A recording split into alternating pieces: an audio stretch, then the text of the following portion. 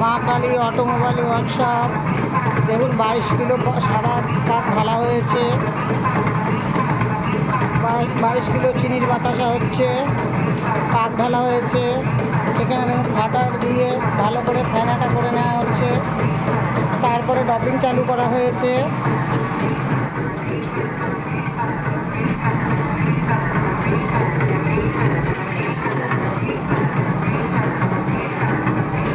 দেখুন ডপিং হচ্ছে, 14টা ডপিং সমানভাবে হচ্ছে।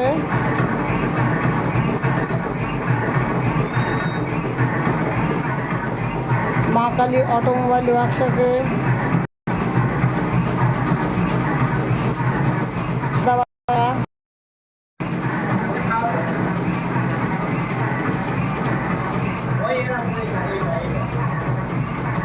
দেখুন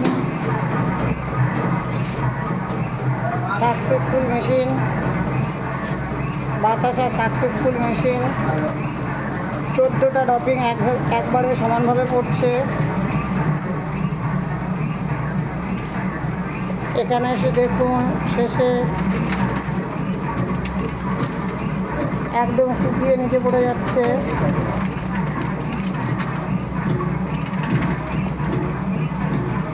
মা কালী অটোমোবাইল ওয়ার্কশপের বাতাসা মেশিন।